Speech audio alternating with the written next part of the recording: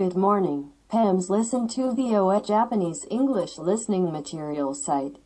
Trump cuts U.S. funding to WHO by Steve Herman. Updated April 15, 2020. White House, U.S. funding to the World Health Organization is being halted by President Donald Trump, who blames it for creating a 20-fold increase in COVID-19 cases worldwide. The UN Health Agency, according to Trump, made a disastrous decision to oppose his restrictions on travel from China and put political correctness above life-saving measures. The action had been expected as Trump repeatedly signaled a move after accusing the WHO of having a bias in favor of China. Despite the United States being its largest single funder, the president said the freeze on funds for the global agency will remain in place for 60 to 90 days while a review of its response to the outbreak of the coronavirus is conducted. Trump contends that the WHO failed in its basic duty to investigate early reports out of China about the virus in December of last year.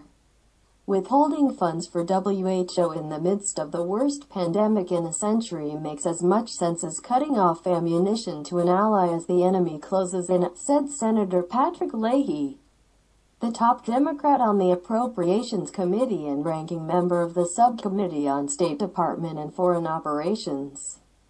The White House knows that it grossly mishandled this crisis from the beginning, ignoring multiple warnings and squandering valuable time, dismissing medical science, comparing COVID-19 to the common cold, and saying everything will be fine, Leahy said. The House Oversight Committee added its own criticism, saying in a letter to Trump that his WHO blame reflects an astonishing level of hypocrisy given your own fawning and widely publicized praise of President Xi Jinping and his government for their handling of this crisis. In a statement Tuesday night, UN Secretary General Antonio Guterres repeated his support of the WHO from a week ago. It is my belief that the World Health Organization must be supported, as it is absolutely critical to the world's efforts to win the war against COVID-19. Once we have finally turned the page on this epidemic, there must be a time to look back fully to understand how such a disease emerged and spread its devastation so quickly across the globe, and how all those involved reacted to the crisis. But now is not that time. As it is not that time, it also not the time to reduce the resources for the operations of the World Health Organization or any other humanitarian organization in the fight against the virus. After a backlash, including from several key senators in his own Republican Party, Trump modified his assertions of the previous day that he would use his ultimate authority to soon lift stay-at-home directives and reopen the country's economy.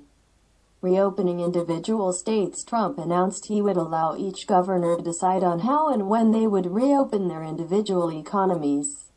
We'll open it up in beautiful little pieces, he said, explaining that in his view 20 of the 50 states are in extremely good shape and have been spared, until now, the brunt of the coronavirus.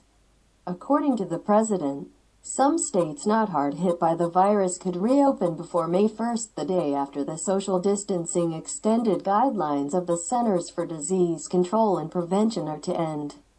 Trump on Monday said he calls the shots, in reply to a question from VOA about whether consortiums of states developing their own reopening plans pose a challenge to his authority to declare a national reopening amid the pandemic. That's all. Thank you. Listen to VOA.